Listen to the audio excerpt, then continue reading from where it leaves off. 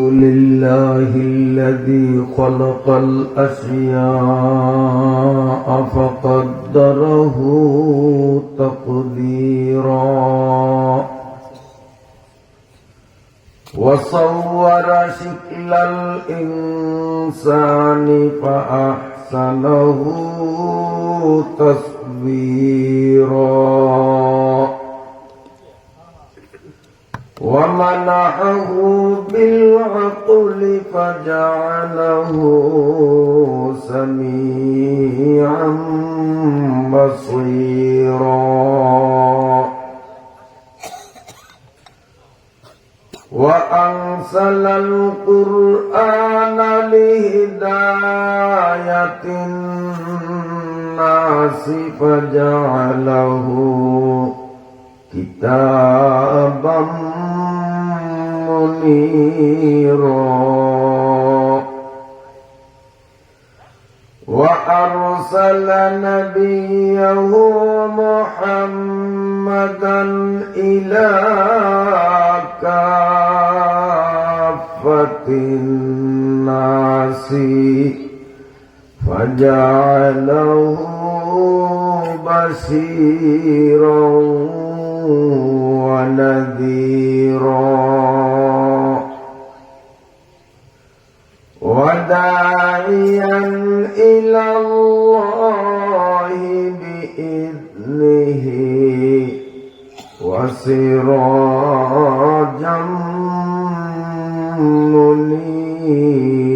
منيرا صلى الله تعالى عليه وعلى آله وأهل بيته وأصحابه وأتباعه الذين طهرهم الله من الرجس والشرك فطهرهم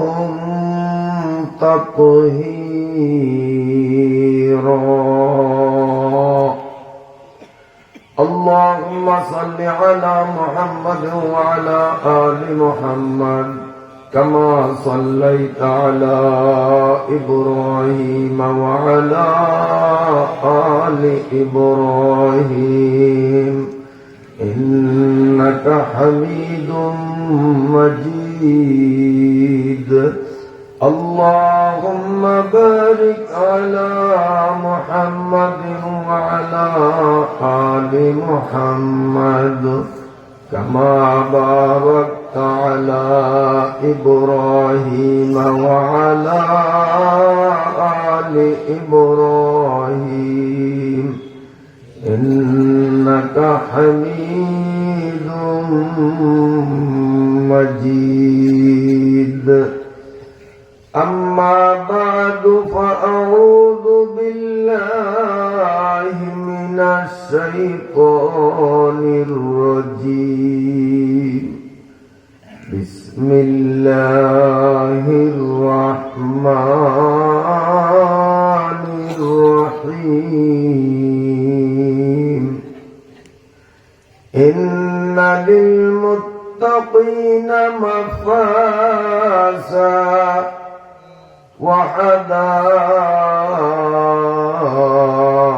وحدائق وأعنابا وكواعب أترابا وكأسا دهاقا لا يسمعون فيها لغوا ولا كذابا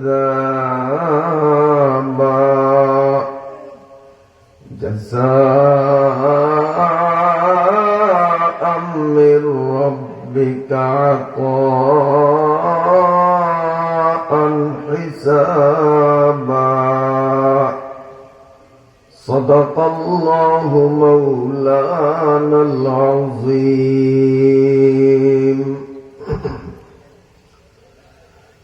বৃহত্তর দ্বীপ জেলার ব্রাহ্মণউদ্দিন থানার অন্তর্গত চাঁদ বেয়ারহাট বাজার সংলগ্ন নুরানি মাদ্রাসা ও এক ঝাঁক নিবেদিত প্রাণ কোরআন সৈনিকদের দীর্ঘদিনের নিরলস প্রচেষ্টায় মহান আল্লাহ রাব্বুল আলামিনের অপরিসীম দয়া ও অনুকম্পায় বিগত বৎসরগুলোর ন্যায় এবৎসরও একটানা 3 দিন ব্যাপী আয়োজিত বার্ষিক তাফসীরুল কোরআন মাহফিলের আজ শেষ দিনের সমাপনী পর্বের শ্রদ্ধাভাজন সভাপতি দিগার হযরত উলামা ইকরাম, সম্মানিত মুরব্বীগণ, যুবক বাবারা, ছোট্ট সোনামণিরা, পর্দার আড়ালে আমার মায়েরা, বোনেরা ও মেয়েরা, পবিত্র কোরআনুল কারীমের 30 নম্বর পারার 1 নম্বর সূরা 40 আয়াত বিশিষ্ট মাত্র 2টি রুকুতে সম্বলিত সূরা আন-নাবার 31 নম্বর আয়াত থেকে কিছু অংশ তিলাওয়াত করেছি। রব্বুল আলামিন পরওয়ারদিগার আলম যদি তৌফিক দান করেন 31 নম্বর আয়াত থেকে 40 নম্বর আয়াত পর্যন্ত আমি আপনাদের সামনে শাব্দিক অর্থ ও প্রাসঙ্গিক ব্যাখ্যা সম্বলিত আলোচনা পেশ করার চেষ্টা করব ইনশাআল্লাহ।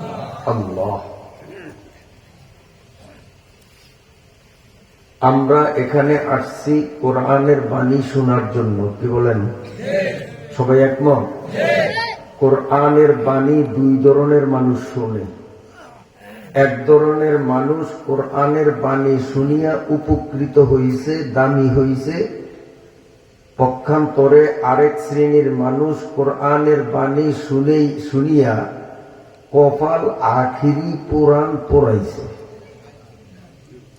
যেমন নবীজি সাল্লাল্লাহু আলাইহি ওয়াসাল্লাম কোরআনের বাণী যখন শুনাইতেন, আবু বকর, ওমর, ওসমান, বেলাল, সোহাইব নবীজির মুখ থেকে কোরআনের বাণী শুনছে কি শুনে নেই? কি বলেন, শুনছে কি শুনে নেই? তো কোরআনের বাণী শোনার পর যেই কয়জন মনীষীর নাম বললাম, এরা দামি হইছে না বেদামি হইছে? সবাই জানেন দামি না বেদামি? দামি। আবার আসেন, নবীজি সাল্লাল্লাহু আলাইহি ওয়াসাল্লাম কোরআনের বাণী যখন বলতেন, তখন ওই বয়ান, ওই বাণী, ওই তাফসীর আবু জেহেলে শুনছে। কি কোন শুনে নাই? আবু লাহাবে শুনছে, শুনে নাই? হারামজাদা উতবায় শুনছে, কুলাঙ্গার মুগিরায় শুনছে। ডাইরেক্ট নবীর মুখে, নবীহুরির মুখে না, আমার মুখে না। নবীর সাথে আমার কোনো তুলনা হয়? কোনো তুলনা হয় না। নবীর মতো ব্যক্তি বাদাজু খোদা বুজুর্গ তো ই কিসসা মুখতাসার, আল্লাহর পরে বড় যদি কেউ থাকিয়া থাকে তো তিনি হলেন আমার নবী, আপনার নবী, বিশ্ব নবী মুহাম্মদুর রাসূলুল্লাহ সাল্লাল্লাহু আলাইহি ওয়াসাল্লাম। নবীর চেয়ে বড় আর কেউ আছে? কেউ আছে? হবে কোনদিন? কোনদিন হবে না। আমার নবী কেমন একটু বলি। নবীজি বলেন, উতিতু ইলমাল আউয়ালিনা ওয়াল আখিরিন। বলেন সুবহানাল্লাহ। না বুঝলেও বলেন সুবহানাল্লাহ। এখন বুঝবেন আমার নবী কেমন, কেমন নবীর উম্মত আমরা। নবীজি নিজে বলেন নিজের মুখ দিয়া, নবী সত্য কথা কয় না মিথ্যা কথা কয়? জীবনে মিথ্যা কথা কইছে এমন কোন প্রমাণ নাই। জন্মের পর থেকে কবরে যাওয়া পর্যন্ত আমার নবী মিথ্যা কথা বলছে এমন কোন প্রমাণ দুনিয়ার কোন কাফের বেঈমানও দিতে পারে না, পারবেও না। কারণ মিথ্যা কারে কয় আমার নবী বুঝদুই না, জীবনেও মিথ্যা বলে নাই। তো নবীর প্রতিটি কথা সত্য না মিথ্যা? প্রতিটি কথা সত্য। আমাদের বুঝে আসুক আর না আসুক, নবীর কথা কিন্তু সত্য। হয়তো অনেক কথা আমার জ্ঞান কমের কারণে আমি বুঝি না, আবার কোনটা হয়তো নরম কথা যেটা আমার ছোট্ট জ্ঞানে আমি বুঝছি, তা আমি বুঝলেও সত্য, না বুঝলেও সত্য। নবীর কথা সত্য না মিথ্যা? সত্য। সেই সত্য নবী বলেন উতিতু ইলমাল আউয়ালিনা ওয়াল আখিরিন। উম্মত রে, তবু নবীর একটু সিন কেমন নবী। আদম থেকে নিয়া আমি মোহাম্মদ দুনিয়াতে আসা পর্যন্ত এই বিশাল সময়ের মধ্যে যত জ্ঞানী, গুণী, বিজ্ঞানী, জাননেওয়ালা যত জন্ম হয়েছে, সবার জানাশোনাকে যদি একসাথ করা হয়, এরপরে আমার ইন্তেকালের পরে, আমি কবরে যাওয়ার পরে কিয়ামত পর্যন্ত পৃথিবীতে যত পণ্ডিত, যত শিক্ষিত, যত বিজ্ঞানী পয়দা হবে, তাহাদের সকল বিদ্যা, বুদ্ধি, জ্ঞান, গরিমাকে যদি একসাথ করো, তো আমার আগের, আমার পরের সব জ্ঞানীদের জ্ঞান যদি একসাথ করো, জ্ঞানের পরিমাণ যা, একা আমি মুহাম্মদের জ্ঞান তার চেয়ে অনেক বেশি। আমার নবী মূর্খ না শিক্ষিত? শিক্ষিত না মহাশিক্ষিত। শিক্ষিত বললে ভুল হবে, গুনাহ হবে। নবী শিক্ষিত না, মহাশিক্ষিত। তার একটা উদাহরণ দেই, এরপরে বয়ান শুরু করবো। এখনো বয়ান শুরু করিনি, আল্লাহর বান্দারা আসতেছে, আসুক, তারপরে কোরআনের ধারাবাহিক আলোচনা হবে। 10টা আয়াত, 31 থেকে 40 নম্বর পর্যন্ত। কয় আয়াত হয়? 10 আয়াত। তিলকা আশারাতুন কামেলা। আল্লাহ বলেন 10 হইলেই একটা পূর্ণতায় পৌঁছা যায়। আজকের মাহফিল শেষ দিন, ইনশাআল্লাহ একটা পূর্ণতায় না পৌঁছতে আমরা বাড়ি যাব না। রাজি আছি তো সবাই? আল্লাহ কবুল করেন। একটা উদাহরণ শোনেন। আমেরিকায় এক খ্রিস্টান ডাক্তার, কথাগুলো বুঝে আসেনি আমার? ডাক্তার মুসলমান না খ্রিস্টান? খ্রিস্টান। এই খ্রিস্টান ডাক্তার একদিন বসে বসে চিন্তা করে যে মুসলমানদের নবী মুসলমানদের উম্মতের শিখাইছে যে ভালো সংবাদ পাইলে আলহামদুলিল্লাহ কইও, খারাপ সংবাদ পাইলে ইন্না লিল্লাহ কইও। এটা না ইসলামের শিক্ষা? আপনি এনে বইয়ে রয়েছেন, যদি মোবাইল করে আপনি কই, আপনি যদি আসতে কোন যে আমি ওয়াজে আছি, তাফসিরে আছি, আর যদি আলহামদুলিল্লাহ আল্লাহ আমনের বলা দিছে চাঁদের মতো হুটফুটিয়া, আপনি কবেন ইন্না লিল্লাহ? কি করবেন? এটা সুখবর না দুঃখের খবর? ইন্না লিল্লাহ করবেন? আপনি কি বলবেন? আলহামদুলিল্লাহ, আলহামদুলিল্লাহ। আল্লাহ মনের আশা ঘুরেছে। আবার আসেন, আরেকজনের ওয়াজে বইছে, মন্দির লাগে ওয়াজ শুনে, ওনার কাছে আইসে মোবাইল রিসিভ করে কানে দিছে, কামনে কই আমি তাফসির। আরে আপনি তাফসির আপনি কইতেন পারেন? আপনার পোলা বোরাকের তলে পড়িয়া ডাইন পাও 4 খন্ড হয়েছে, আড্ডি নাই। এখন আপনি বলবেন যে আলহামদুলিল্লাহ। কি করবেন? কি করবেন? তো ওয়াজ দিয়ে আমার তো ভালো হারবে, আমার হুইলে তোমার দিচ্ছে ইন্নালিল্লাহ না আলহামদুলিল্লাহ? তো ভালো সংবাদ হইলে আলহামদুলিল্লাহ, খারাপ সংবাদ হইলে, এইটাই তো মুসলমান নবী শিখাইছে। সেই নবী আবার মুসলমানদেরকে শিখাইছে, তোমরা যদি হাসি দাও, হাসি বোঝেননি? এটার কি কোন আমরা হাসি? নবী শিখাইছে তোমরা যদি হাসি দাও, হাসি দেওয়ার পরে কি করবে? মাশাআল্লাহ যে বুঝি না, আমার তো বলা পরে, কারণ আমি খেয়াল করছি আগের হুজুররাও হাসি দিলে কি কইতে হয় কয় নয়, আমিও কই নাই, তারপরে বেগুনে সঠিক উত্তর দিছে, ওয়াজ দিয়ে আমার তো ভালো করে। হাসি দিলে কি করতে হয়? সবাই বলে, খালি এই যে শিকার হইলইব না আলহামদুলিল্লাহ কইতে হইব। এখন ওই খ্রিস্টান ডাক্তার বাড়ি হইল আমেরিকা। এরে বলো, আচ্ছা আমার দিকছা এই না কথা কইস না, কথা কইলে গুণ হইব, এগুলো আমাকে ভবিষ্যৎ উড়ে দিয়েন না। না আর কব না, এই আর কথা কবি না, কোনো কথা নেই। তো শোনেন, দাঁড়াই রয়েছেন, আপনারা ফাঁকে ফাঁকে ঢুকিয়েছেন, এই যে কোন দিয়ে এখনো জায়গা অল্প জায়গায় খালি আছে, ফিল আপ করিয়া ফেলান। জি আলহামদুলিল্লাহ। খেয়াল করি আমরা এদিকে, এখন খ্রিস্টান ডাক্তার একা একা ঘরে বসে চিন্তা করে যে মুসলমানদের নবী যে মুসলমান করে শিখাইছে আসি দিয়া আলহামদুলিল্লাহ কইও, তা আসির মধ্যে তো সুখবরও নাই দুঃখের খবরও নেই, আছে নিয়ম। আসি একটা আইসে, আসি দিছে নাক দিয়া দম বাড়িয়েছে বা কিছু ময়লা সোলা বাড়িয়েছে, এই তো এর তো কোনো সুসংবাদও নাই দুঃসংবাদও নাই। এন আবার আলহামদুলিল্লাহ কিসের ইন্নালিল্লাহ কিসের কথা, ঠিক আছে নি? ডাক্তারের চিন্তা যে এহেন তো আলহামদুলিল্লাহর জায়গাও না ইন্নালিল্লাহর জায়গাও না। তো এরপরেও মোহাম্মদ সাল্লাল্লাহু আলাইহি সাল্লাম আলহামদুলিল্লাহ পড়তে কেন শিখেছে রে?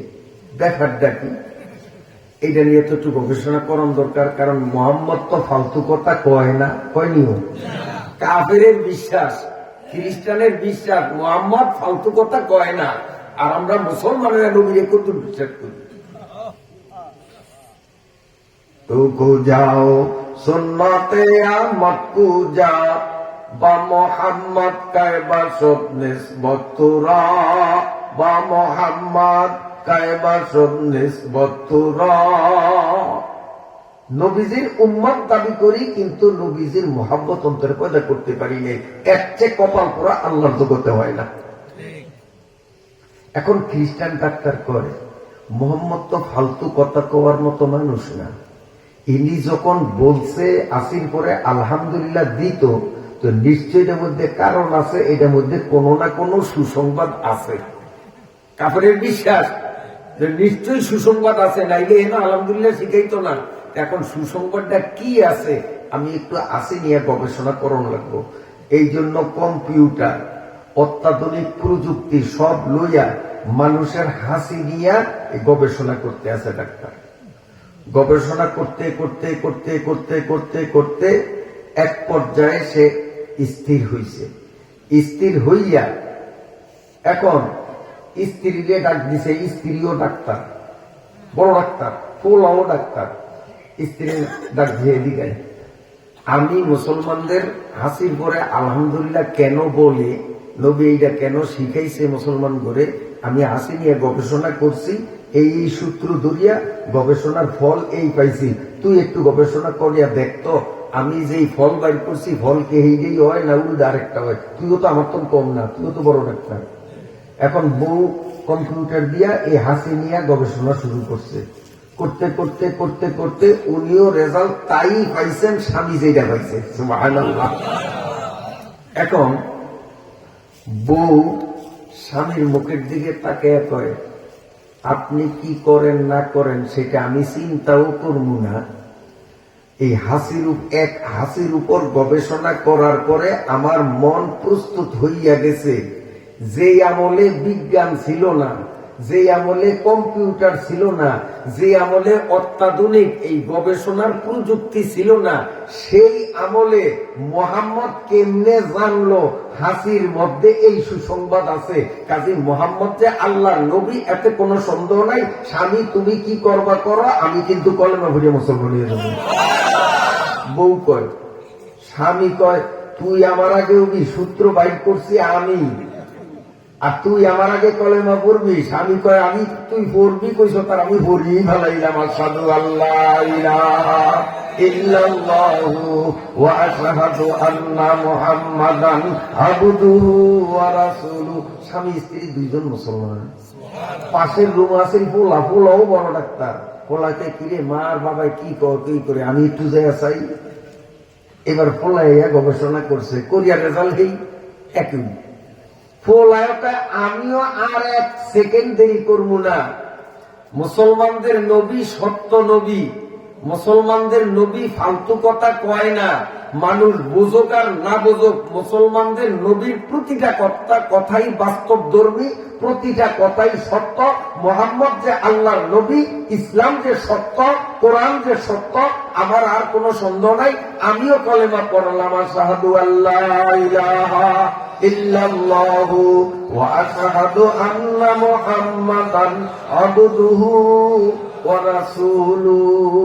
এখন এই গবেষণা করিয়া ফলটা কি বাইর করছে এটা কইতাম না, থাকবো কইতাম, শুনবেন। গবেষণা করিয়া দেখলো কম্পিউটারে কয় মানুষের শরীরের মধ্যে 24 ঘন্টা রোগ জীবাণু ঢোকে। এই যে আমরা নাক দিয়া দম টান দেই, এই দমের লগে ভিতরে রোগ জীবাণু ঢোকে, আবার শরীরের ভিতরে অটোমেটিক রোগ জীবাণু তৈরি হয়। এগুলি যদি মানুষের শরীরের ভিতরে জমিয়া থাকে তাইলে এই মানুষটা মারা যাবে, অসুস্থ হয়ে যাবে, পঙ্গু হয়ে যাবে, একেবারে লাশ হয়ে যাবে যদি এটি বাহির না করা হয়। এখন মানুষের ভিতরে যে লক্ষ লক্ষ জীবাণু তৈরি হয়ে গেছে, একটা সুস্থ মানুষ সে কল্পনাও করতে পারে না যে আমার মধ্যে কয়টা জীবাণু, আমি কিন্তু করতে পারি না। আপনি করতে পারেন? যখন আমরা অচল হইয়া যাই, হ্যাঁ, তখন আমরা নিজেদেরকে অসুস্থ মনে করি, ডাক্তারের দ্বারে যাই, কিন্তু যতক্ষণ সচল ততক্ষণ নিজেরে সুস্থ মনে করি। আসলে এক চান্দুও সুস্থ না, ভিতরে কিন্তু লক্ষ লক্ষ জীবাণু কিন্তু ভিতরে ভরা। এখন এই জীবাণু যে আমার ভিতরে বসছে, এইটা যদি আমি বুঝতাম, টের পাইতাম, তাইলে ডাক্তারের কাছে যাইতাম, সিরিয়াল দিতাম, তারপরে প্রেসক্রিপশনের ফিস দিতাম, এরপরে ডাক্তার মেশিন দিয়া অপারেশন করিয়া ভিতরের থেকে এটি বাহির করতো, কত ঝামেলা। কিন্তু আমার যে কয়টা জমছে, কি পরিমাণ জমছে, আমি তো কইতামই ধরি না। আর আল্লাহ তাআলার ইচ্ছা কইল যে আমারে আরো 20 বছর বাঁচিয়ে রাখবো, কিন্তু যেই পরিমাণ বিষ ভিতরে জমছে তাতে আইজেই আমি মারা যাবো। আল্লাহর ইচ্ছা আরো 20 বছর কথার কথা বাঁচিয়ে রাখবেন। এই জন্য আল্লাহ কি করেন, মানুষের ভিতরে এমন একটা অবস্থা সৃষ্টি করে যে অনিচ্ছায় হইলেও মানুষ কাশি দেয়, আসে কিন্তু কেউ নিয়োগ করিয়া দেয় না। বাইতন বাইরিয়া সান মেয়ারাত যায় না এই জন্য যে আমি সান মেয়ারাত যে দুধ আসে দিতাম, কি আসে দিতাই, কিন্তু আসি দেয় না, দেয় আসি দিত নিয়োগ করে আইয়ে না, কিন্তু আসি দিয়া ভালাই। এটা ইচ্ছায় দেয় না, অনিচ্ছায় দেয়। আর কম্পিউটারে বলতেছে যে একটা হাসি দিলে মানুষের ভিতর থেকে নাকের ফুটা দিয়া 3000 জীবাণু বেরিয়ে যায়। আর আজ যা শিখিয়ে দিলাম, কাল থেকে আপনারা খেয়াল রাখবেন, হাসি কিন্তু একটু হয় না কোনো সময়, একটু দিলেই একটু ভর দিয়ে রাখবেন আর গাইয়ে জোড়া হাসি ছাড়া জীবনে হাসি দিতেন। এটা আমি কিন্তু খুব লক্ষ্য করছি। আমি যখন হাসি দিই তখন লক্ষ্য করেছি সামু আর গাইয়ে না, না হারিয়ে দেখো আর গায়ে বেশি। তাহলে হাসি কম পক্ষে কেউ গাইয়ে দুগা, এক হাসিতে যদি 3000 জীবাণু বাহির হয়, 2 হাসিতে কয়টা? এই 6000 জীবাণু বাহির যে হইল আমার শরীরের থেকে, ডাক্তারের কাছে বিষ দেওয়া লাগছে কয় টাকা? হ্যাঁ, প্যাথোলজিতে পরীক্ষার বিষ দিতে হয়েছে কয় টাকা? কিচ্ছু লাগে নাই। তাইলে এই যে বিনা প্রেসক্রিপশনে ডাক্তারের কাছে যাওয়া ছাড়া, ফিস দেওয়া ছাড়া, মাগনা হাসির মাধ্যমে 6000 জীবাণু আমার শরীরের থেকে বাহির হয়েছে, এটা আমার জন্য সুখবর না দুঃখের খবর? তো সুখবর হইলে আলহামদুলিল্লাহ না ইন্নালিল্লাহ। ওই যে আমলে কম্পিউটার ছিল না, পরীক্ষার নিয়ম নীতি ছিল না, বিজ্ঞান ছিল না, বৈজ্ঞানিক ছিল না, সেই যুগে আমার নবী কেমনে তিনি বুঝলেন যে এক হাসিতে 3000, 2 হাসিতে 6000 জীবাণু বাহির হবে? এটা মানুষের জন্য সুসংবাদ। অতএব হাসির পরে আলহামদুলিল্লাহ বলা দরকার।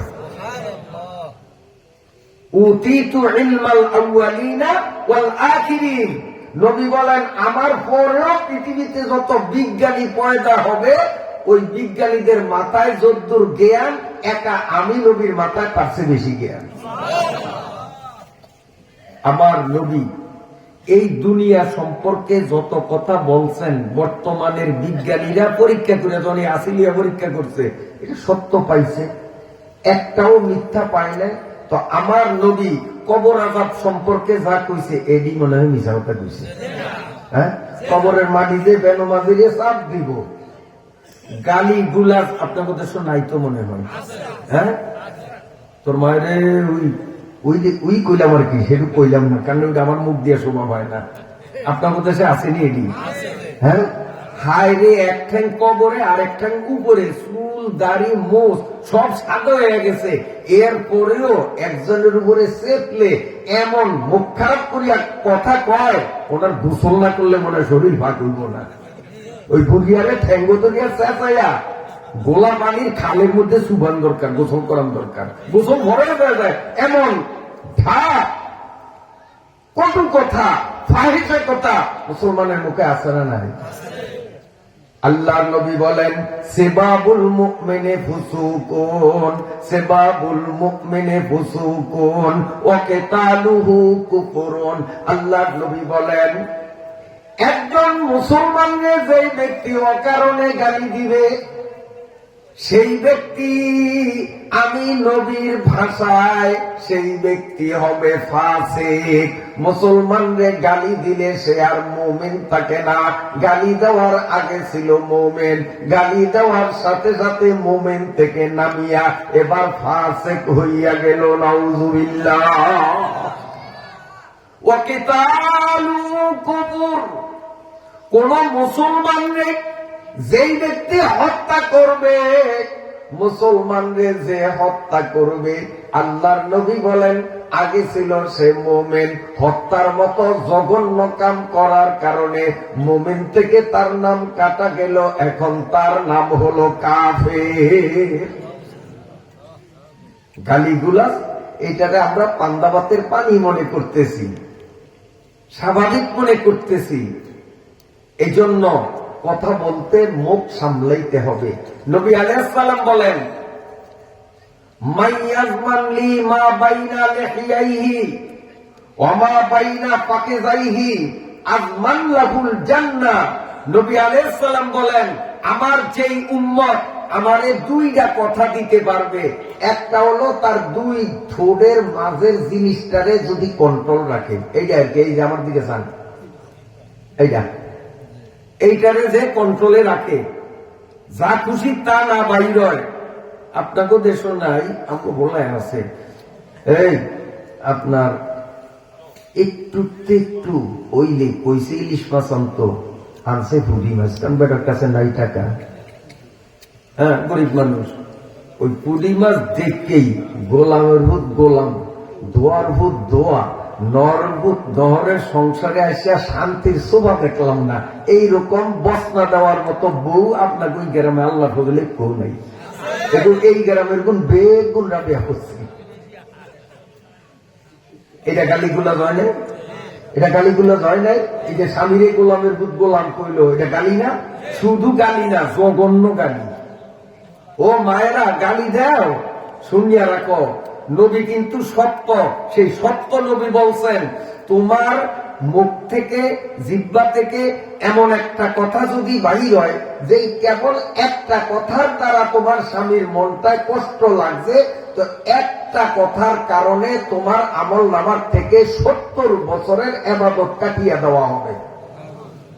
গোলামের ভূত গোলাম গেল 70 বছরের ইবাদত, দোয়ার ভূত দোয়া আবার গেল 70 বছরের ইবাদত, নহরের ভূত নহর আবার গেল 70 বছরের ইবাদত, তোর সংসারে আছে শান্তির শোভা দেখলাম না, আবার গেল 70 বছর। এক এক আওরে আওরে 70 বছরের ইবাদত আমল নামার থেকে কর্তন যাবে। তোমার আমল নামার মধ্যে কি পরিমাণ ইবাদত জমাইছ, কিসের উপরে ভরসা করিয়া স্বামীর সাথে এমন আকটা কুকটা কম ইবাদত কদ্দুর যোগাইছ, কদ্দুর যোগাইছ, কদ্দুর যোগাইছ। গালিগুলাজ করবা না মায়েরা, গালিগুলাজ করবা না, মুখকে সামলাও। নবী বলেন, যেই ব্যক্তি দুই ঠোঁটের মাঝখানের যন্ত্র জিহ্বাটারে কন্ট্রোল করবে, এই জিহ্বা দিয়া মিথ্যা কথা বলবে না, এই জিহ্বা দিয়া গালিগুলাজ করবে না, এই জিহ্বা দিয়া দুইজনের মধ্যে ফ্যাস লাগানোর মতো কথা কইব না। আছেন এই স্বভাবের মানুষ? হ্যাঁ, এইতে কি সুন্দর বালা, কিন্তু আমি যে এই তেরে ঐতির বিরুদ্ধে এমন কথা কইলাম, কি ওই আমি কি ভাঙ্গা হয় আমার লগে ঐতিরে যে মেয়ে হুঁসেন আপনারা যা কইছে সমাজে আছে না নাই? আছে না নাই? হ্যাঁ, আরে একজনের মাইয়া বিয়ে আল্লাহ কইছে, কথার কথা বিয়া দিব, পার্টি একটা আইছে, আইয়েই যখন একটু আশপাশ মানুষের জিজ্ঞাসা করে, এই মায়াটার বিয়া হইলেও ওই বেটার কোনো লোকসান নাই, আর মায়াটার বিয়া না হইয়া আটকে বাবের বাড়ি থাকলেও এই বেটার কোনো লাভ নাই। তারপরেও হাসা মিশা সত্য মিথ্যা মিশ্রণ করিয়া বানাইয়া চুরিয়া ওই পার্টিরে এমন কিছু কথা কয়, ওরা আর মায়ার বাহের বাড়ির দেয় না, তার আল্লাহ বাঁচাইছে, এই বেটার লোকের দেয়া না হইলে আজ কল হাল খাইতো, ওই তো লিবিস্টান দেয়। এই স্বভাবের মানুষ আছে না নাই? আছে না নাই? মায়ের করম আব্বাসুজ আতে সুন্দর কাবাজন, মায়ের করম আব্বাসুজ আতে সুন্দর কাবাজন, চাকেনে বুতু খানা বাসো মর্দমা জারি মকুল। যারা জিব্বা দিয়া মিথ্যা কথা বলে, যারা জিব্বা দিয়া দুইজন মানুষের মধ্যে পেঁচ লাগাইয়া দেয়, যারা জিব্বা দিয়া যেই মহিলারা স্বামীর মনে দুঃখ দেয়, যেই অসৎ প্রকৃতির অসভ্য মানুষগুলো এই জিব্বা দিয়া কথা বলিয়া আরেকজনের মায়ার বিয়া ভাঙ্গালি দেয়, এদের পাপটা কি হবে? এদের পাপটা হলো পেট ভরিয়া মদ খাইলে যেই পাপ, 1 নম্বরে। 2 নম্বরে 30 পারা কোরআনে কেরাসিন তেল ঢালিয়া আগুন লাগাইয়া আল্লাহর কালাম 30 পারা কোরআন জ্বালাইয়া দিলে, পেট ভরিয়া মদ খাইলে কোরআন শরীফ জ্বালাইয়া দিলে, মায় করম আব্বাসুজ আতে সুন্দর কাবাজন। মদ খাইলো পেট ভরিয়া, কেরাসিন দিয়া কোরআন জ্বালাইলো, এরপরে মক্কা শরীফ যাইয়া খোদার ঘর কাবা শরীফে পেট্রোল মারিয়া পুরা কাবা ঘরকে জ্বালাইয়া ছাই বানাইয়া দিল। এত বড় 3টা পাপ করার পরে 4 নম্বরে সে ইসলাম ত্যাগ করিয়া হিন্দুদের মন্দিরে যাইয়া হরে কৃষ্ণ হরে রাম করিল। এই 4টা পাপের একসাথ করলে পাপের পরিমাণ যদ্দূর হবে, এই জিহ্বা দিয়া আরেকজন মুসলমানের মান সম্মান নষ্ট করলে এই 4 পাপ ছাড়াইয়া যাবে। এই 4 পাপের থেকে জঘন্য পাপ অহরহ আমাদের সমাজের মধ্যে চলছে, অহরহ চলছে, অহরহ চলছে, জিহ্বা কন্ট্রোলে নাই। তাই আল্লাহ নবী বলেন,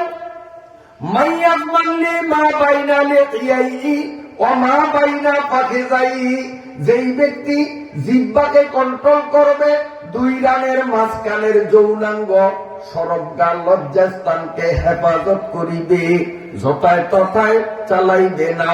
আমি নবী কথা দিলাম, হাসরের ময়দান থেকে আমি তারে আমার কোলে চড়াইয়া বিনা হিসাবে জান্নাতে ঢুকাইয়া দেব। জিহ্বা কন্ট্রোল করতে হবে, যৌনাঙ্গ কন্ট্রোল করতে হবে। পরিষ্কার কথা, পরিষ্কার কথা। আল্লাহ আল্লাহ।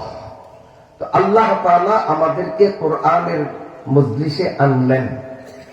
আমরা এখানে কোরআনের বাণী শোনার নিয়তেই আসছি, এখান থেকেই তো কথা শুরু করছিলাম, মনে পড়ছে নি আমাদের? হ্যাঁ, তো কোরআনের বাণী শুনিয়া একদল কি বড় হইছে, আর একদল তলাইছে। আবু বকর, ওমর, ওসমান বড় হইছে, আর আবু জেহেল, উতবা, সাইবা পড়ছে, মানে আখেরি বচন পড়ছে। এখন আমরা কোরআনের বাণী শুনিয়া আমরা কি আবু বকর মার্কা শোনা শুনবো না আবু জেহেল মার্কা শোনা শুনবো? হ্যাঁ, আবু বকর মার্কা শুনুন, মানে আল্লাহ এবং আল্লাহর নবী যা কইছে আমার বুঝে দৌড়ুক আর না দৌড়ুক, আমার মতের সাথে খাপ খাউক আর না খাউক, আল্লাহ এবং আল্লাহর রসুল যেটা বলছে এইটাই ঠিক, আমার এইটাই মানতে হইব। আমার মতের বিরুদ্ধে গেলেও এইটাই আমার মানতে হবে।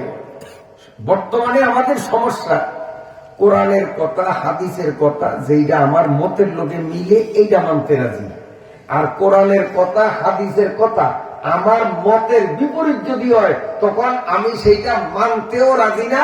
আর সেই কথাটা যেই হুজুরে বলে সেই হুজুরদের উপরে আমরা অ্যাটাক করি, হুজুরদের সমালোচনা করি, হুজুরদেরকে মাহফিলের মধ্যে স্তব্ধ করে দেই, থামাইয়া দেই। এইরকম বেয়াদব সমাজে আছে না নাই? কারণ ওর মতের বাইরে গেছে, তাইলে বোঝা গেল যে ওর মতটা আল্লাহ এবং রসুলের থেকেও বড়। এই বেয়াদবের মত আল্লাহ তো বড়, রসুলের তো বড়, যার কারণে সে মত ঠিক রাখলো, আল্লাহ এবং রসুল ঠিক রাখলো না, কোরআন আর হাদিস ঠিক রাখলো না। কিন্তু আমরা যদি আবু বকর মার্কা শুনতে চাই তা আমাদের নিয়ত পাক্কা থাকবে, কোরআন এবং হাদিসের কথা আমার মনের সাথে মিলুক অথবা আমার মনের বিরুদ্ধে যাও, উভয় অবস্থাতেই আল্লাহ কোরআন নবীর হাদিসের সামনে মাথা নোয়াইয়া আমি সেটা মান্য করিব। একমত আসেনি? একমত আসেনি? আর মানতে গেলে একটু কষ্ট হবে, মানতে গেলে একটু কষ্ট হবে, এটা স্বাভাবিক। যেমন এতদিন নামাজ পড়িলে আরামে আরামে আসিলাম, আজকাল তাফসীর শুনিয়া যদি নামাজ ধরি রাইট, শীতে শরীর বরফ, লেফেরতন বাইরিতে মন চায় না, লেফেরতন বাইরন, ঠান্ডার মধ্যে একটু কষ্ট হবে, হোক। এরপরে ঠান্ডা পানি দিয়ে উজু করন, কি কষ্ট হয়, হোক। চৈত্র বৈশাখে গরমের দিনে রোজা রাখুন, কি কষ্ট, জিব্বা বাইরে হয়, হোক, কষ্ট হবেই। قال رسول الله صلى الله عليه وسلم حفت الجنة بالمكاره وحفت النار بالشهوات। নবীজি বলেন এই পাশে জান্নাত, এই পাশে জাহান্নাম, এইটা হলো জান্নাত, বেহেশত। এইটার চাইরো পাশে দিয়া বেড়া দিছে কষ্ট দিয়া। যদি বেহেশতের ভিতরে যাইতে হয় কষ্ট ব্যাট করিয়েই যাওয়া লাগবো। কষ্ট কি? রোজা রাখা একটা কষ্ট, নামাজ পড়া একটা কষ্ট, দান সদকা করা একটা কষ্ট, পর্দা বাড়িয়া চলা একটা কষ্ট, ঘুষ না খাওয়া একটা কষ্ট। কেউ হ্যাঁ আল্লাহর আইন বাস্তবায়নের জন্য একজনে বলায়, আর মানুষের আইন বাস্তবায়নের জন্য আরেকজনে বলায়। এতকাল মানুষের আইনের পক্ষে ছিলাম, ওইটারে লাথি মারি এখন আল্লাহর আইনের দিকে সাপোর্ট দেওয়া, এইটাও মনের দিক থেকে একরকমের কষ্ট। কেউ কষ্ট না? কারণ অভ্যাসের পরিপন্থী তো কষ্ট হবেই তো। আর জান্নাতে যাইতে হলে কষ্ট করাই লাগবে। হুফফাতিল জান্নাতু বিল মাকারি। আল্লাহ নবী বলেন জান্নাতের চাইরুপাশে দিয়া বেড়া দিছি কষ্ট দিয়া। জান্নাতে যাইতে হইলে কষ্ট পারিয়েই জান্নাত, কষ্টের পরে মিষ্ট। দুজুগে যাইতে কোনো কষ্ট লাগে না, আরামে আরামে দুজুগে যাওয়া যায়, মজা করিয়া নাচতে নাচতে আউসে আউসে দুজুগে যাওয়া যায়। কিন্তু জান্নাতে আউসে আউসে যাওয়া যায় না, জান্নাতে যাইতে হলে কষ্ট লাগবে। তো কষ্ট করতে রাজি আছি আমরা? কষ্ট করব সীমিত কয়দিন, এই কদিন বাঁচি। আর এই কষ্টের পরে জান্নাতে ঢুকলে মিষ্ট পাবো চিরদিন, যার শুরু আছে শেষ নেই।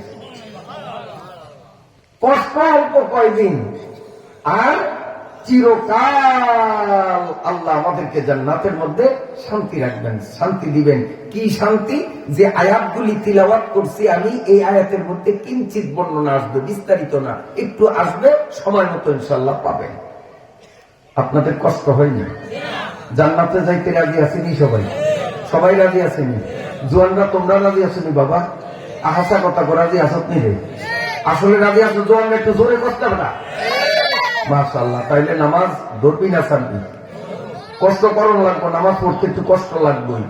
আবার নামাজ ধরলে তোর বন্ধু বান্ধব যদি আজকের মাহফিলে আসে নাই, কাল যদি তুই নামাজে আইস ওরা মধ্যে তোর বেটা নামাজে যাই, তো বেগুনে টিটকারি দে, ও হিসাব হইয়া গেছো, দরবেশা হইয়া গেছো, ওলি আল্লাহ হয়েছে, এই কথাকে টিটকারি দিব, তোর মনটা খারাপ লাগবে। লাগে লাগুক, টিটকারি দেয় দেব, একদিন দুই দিন তিন দিন টিটকারি দিবে, হেয়ার পরে নিজের কান নিজে ডলবা। হয় রে ওই না কি সুন্দর নামাজ পড়ে, আর আমরা কি বোকার বোকা, আমরা নামাজ পড়ি না। নিজের কান নিজে ডলিয়া তবা করিয়া দেখবি যে তোর লোকে নামাজ পড়তে, তবে প্রথমে একটু কষ্ট স্বীকার করা লাগবে। ঠিক আছে নি? কয়দিন কষ্ট করতে রাজি আছি তো ইনশাআল্লাহ। আল্লাহ আমাদের সবাইকে কবুল ফরমান। আল্লাহ নামাজ কয়েক তো পড়ব? হ্যাঁ, ডেলি 5 ওয়াক্ত, ডেলি 5 ওয়াক্ত। এই আজকে বুদ্ধি শিখিয়ে দিই, এই বুদ্ধি কান বাইক লইয়ে যেন কামো লাগে। 5 ওয়াক্ত নামাজের পরে, যেই নামাজের পরে সুন্নত নামাজ নাই, যেমন ফজরের পরে সুন্নত নাই, আসরের পরে সুন্নত নাই, সালাম ফিরানের পরেই বসিয়া আয়াতুল কুরসিটা পড়বেন। পারেন নি আয়াতুল কুরসি? আমি দেখে দিই। আল্লাহু লা ইলাহা ইল্লা হুয়াল হাইয়ুল কাইয়্যুম লা তাখুযুহু সিনাতুন ওয়া লা নাওম লাহু মা ফিস সামাওয়াতি ওয়া মা ফিল আরদ মান যাল্লাযী ইয়াশফাউ ইনদাহু ইল্লা বিইذনি ইয়ালামু মা বাইনা আইদিহিম ওয়া মা খালফাহুম ولا يحيطون بشيء من علمه إلا بما شاء وسع كرسيه السماوات والأرض ولا يؤوده حفظهما وهو العلي العظيم এটার নাম কি বড় নদীটা আসেনি পাওয়া যায় বড় নদীটা পাওয়া যায় ইনশাআল্লাহ এই আয়াতুল কুরসিটা জাগো মুখস্থ আছে ভালো জাগো নাই একটু একটু করে মুখস্থ করিয়া লন যেই ফরজ নামাজের পরে সুন্নত নাই সালাম ফিরানের পরেই এটা পড়বেন আর যেই নামাজের পরে সুন্নত আছে যেমন জোহরের পরে সুন্নত মাগরিবের পরে সুন্নত এশারের নামাজের পরে সুন্নত ওই নামাজে ফরজের নামাজের পরে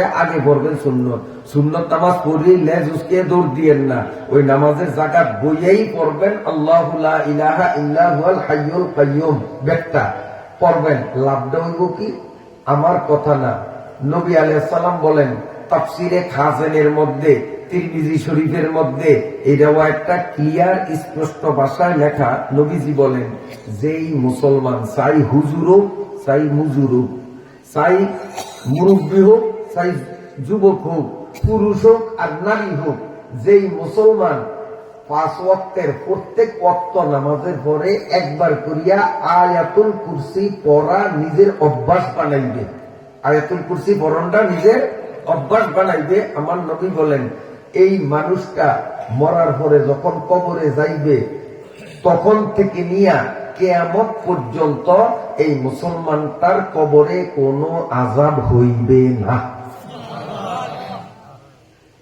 হাসরের মাঠে যখন উঠবে উঠার পরে বিচারের পরে আল্লাহ যদি দয়া করিয়া মাফ করিয়া দেয় তাই তার কোনো কথাই নেই বেহেশত যাইব আর আল্লাহ যদি কয় না তোরে মাফ করুন না দুনিয়াতে এই পাপ করছো তেরি সাজা ভোগন লাগবো তাহলে দুজুগো যাইয়া সাজা যতদিন হয় অতদিন খাটিয়া এরপরে জান্নাতে যাইব কিন্তু এই আয়াতুল কুরসির কারণে মরার পর থেকে নিয়ে হাসর পর্যন্ত তার কবরে কোনো আযাব হবে না যত বড় গুনাহ করুক যত বড় গুনাহ করুক কোন গুনার শাস্তি তারে কবরে দিবে না শুধু আয়াতুল কুরসির বরকতে এই আয়াতটা দরকার আছে নি আমাকে হ্যাঁ দরকার আছে এই জন্য আয়াতুল কুরসিটা পড়বেন আমার সাথে সাথে আপনারা বলেন আল্লাহুম্মা সবাই আল্লাহুম্মা হাসিবনি হিসাবান ইয়াসীরা আমার আপনার দিকে তাকান আল্লাহুম্মা হাসিবনি হিসাবান ইয়াসীরা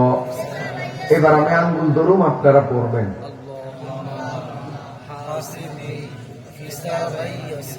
বেশি কঠিন নিয়ম চাই আরেকবার কোন চাই জোরে কোন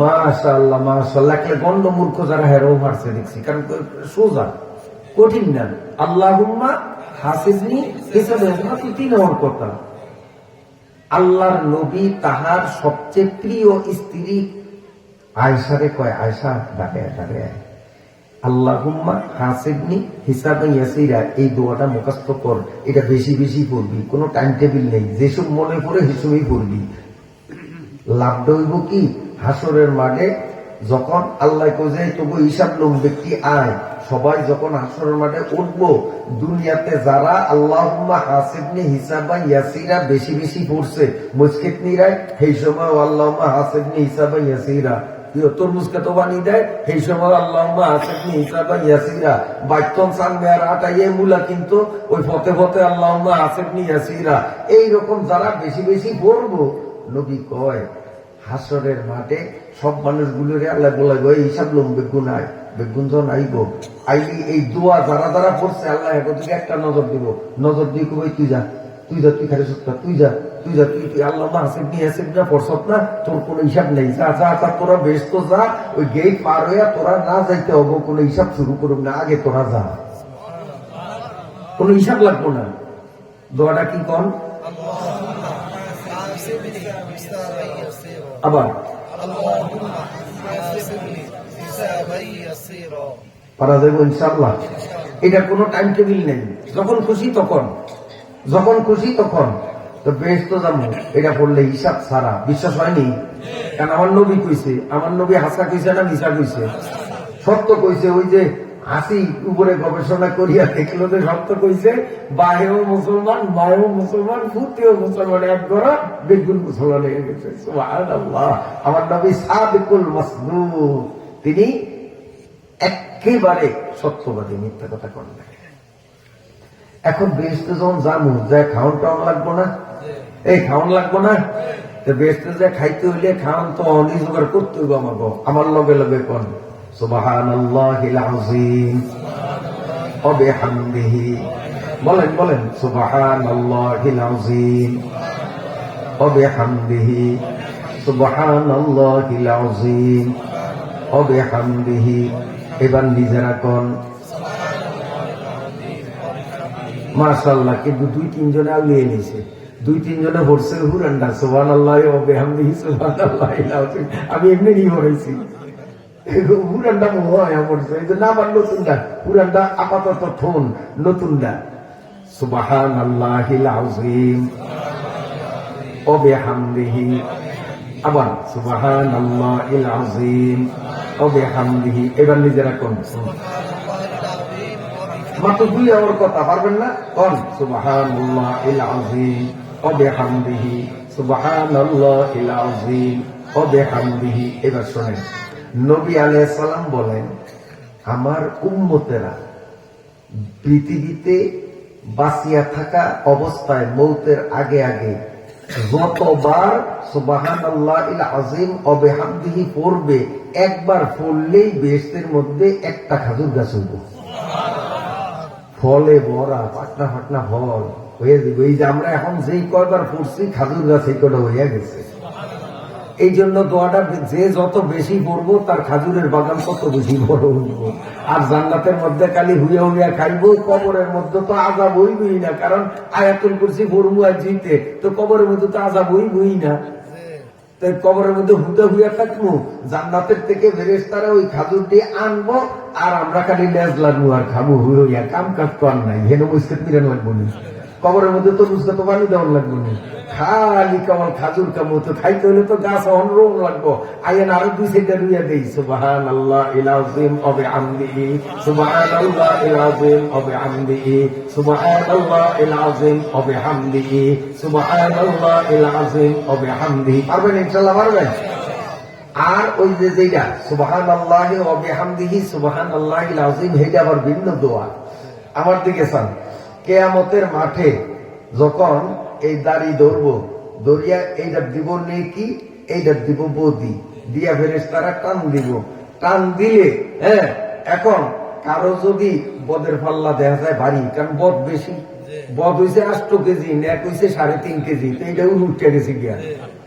কিন্তু এই মানুষটা দুনিয়াতে সুবহানাল্লাহি ওয়া বিহামদিহি সুবহানাল্লাহিল আযীম হাঁটতে চলতে খাইতে লইতে এই দোয়াটা পড়তো। আল্লাহ ফেরেশতা করে কইব যে ওই যে হচ্ছে আমার একটা দোয়া আছে, এই দোয়াটা নেকের পাল্লা দে। নেকের পাল্লা কিন্তু উস্কিয়ে রইছে, যেই এই দোয়াকে নেকের পাল্লা দিব, এই গিয়ার বাড়ে, কারণ এই গিয়া সীসার মতো ওজন, তুলা দেখতে দেয়া যায় এত বড় গাঠটি, কিন্তু ফাটলা, সীসা দেয়া যায় এর দূর, কিন্তু এটা ভার। তো এই দোয়াটা হইল সীসা মার্কা, এইটারে যখন নেকের পাল্লা দিব, ওইটা বারে নেকের পাল্লার নিচের দিকে নামে যাবো, বদেরটা উঠবো উঠবো, আল্লাহ কব দে ওরে মাফ করিয়া দেবে, চলে যাবে, চলে যাবে। তাহলে দোয়া দুনুগা লাগবো, নেকের পাল্লা ভারী করতে লাগবো সুবহানাল্লাহি ওয়া বিহামদিহি সুবহানাল্লাহিল আযীম, আর খাজুর গাছ লাগাইতে করতে হইব সুবহানাল্লাহিল আযীম ওয়া বিহামদিহি। যদি ভুলিয়া যান তো হুজুর ঘটন জানিয়ে লইেন, ঠিক আছে তো ইনশাআল্লাহ। আমার সাথে সাথে পড়েন বিসমিল্লাহির রহমানির রহিম। পড়ান লাগবো না, পারবেন? সাই সব গুণান সেই কে পারবেন কোন? বাস এটুক। ফজরের নামাজের পরে 19 বার পড়বেন। কয়বার? গুনিয়া গুনিয়া বিসমিল্লাহির রহমানির রহিম, বিসমিল্লাহির রহমানির রহিম, বিসমিল্লাহির রহমানির রহিম। ফজরের পরে কয়বার? 19 বার। মাগরিবের পরেও 19 বার, ওই সুন্নতের পরে। মাগরিবের পরে আগে সুন্নত, সুন্নত করিয়া কয়বার? খালি এডুক বিসমিল্লাহির রহমানির রহিম, বিসমিল্লাহির রহমানির রহিম, বিসমিল্লাহির রহমানির রহিম। রাসূলুল্লাহ সাল্লাল্লাহু আলাইহি ওয়াসাল্লাম বলেন, যেই ব্যক্তি ফজরের পরে 19 বার, মাগরিবের পরে 19 বার এই বিসমিল্লাহটা পড়বে, আল্লাহ তাআলা সেই ব্যক্তিকে জাহান্নামের 19 জন দারোগার থেকে মুক্তি দিয়া বেহেশতে পৌঁছাইয়া দিবেন। জাহান্নামের বড় দারোগা 19 জন। বেদগুণের কইব হয় ফজরের পরে 19 বার পড়ছে, মাগরিবের পরে 19 বার বিসমিল্লাহ পড়ছে, পরে কিন্তু দুদক 19 জনের একজনও নিতারবি না, তোরা একজনও আগবি না, পরে আমার ফেরেশতারা বেহেশত দেও, কেউ এদিকে হোসাইস না। মনে থাকবো তো? আরেকটা দোয়া পড়েন আমার লগে, বিসমিল্লাহিল্লাযী লা ইয়াদুররু মা ইসমিহি শাইউন ফিল আরদি ওয়ালা ফিস সামাই ওয়া হুয়াস সামিউল আলিম। এইটা পাতলা, বেশি না, পাতলা পাতলা কোন একটু বড় মনে হইছে, আসলে বেশি বড় না। এই দোয়াটা ফজরের পরে 3 বার, মাগরিবের পরেও 3 বার। বিসমিল্লাহিল্লাযী লা ইয়াদুররু মা ইসমিহি শাইউন ফিল আরদি ওয়ালা ফিস সামাই ওয়া হুয়াস সামিউল আলিম। দেখছেন, সময় লাগে না, ছোট্ট দোয়া। ফজরের পরে কবার? মাগরিবের পরে 3 বার। যে ব্যক্তি পড়বে 24 ঘন্টার মধ্যে জিন, পরি, জক্কা, দেও, দত্ত কেউ তার কোনো ক্ষতি করিতে পারিবে না।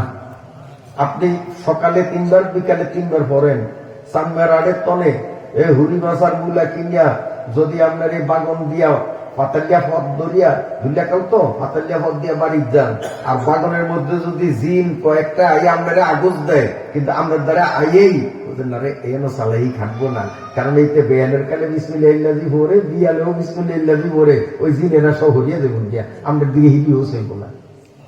আপনাকে জিনের গোলার মধ্যে বললেও কিচ্ছু করবো না, ওরা সরিয়া দেবেন গিয়া, সরিয়া দেবেন গিয়া। এটা রাসূলের শিখানো দোয়া, বিসমিল্লাহিল্লাযী লা ইয়াদুররু মা ইসমিহি শাইউন ফিল আরদি ওয়ালা ফিস সামাই ওয়া হুয়াস সামিউল আলিম। এই ধরনের আরো অনেক দোয়া আছে, এগুলি আমরা শিখিয়া নিব, ওই অনুপাতে আমল করব, দুনিয়াতেও লাভবান হব, আখিরাতেও লাভবান হব। আল্লাহ তাআলা আমাদেরকে কবুল করেন।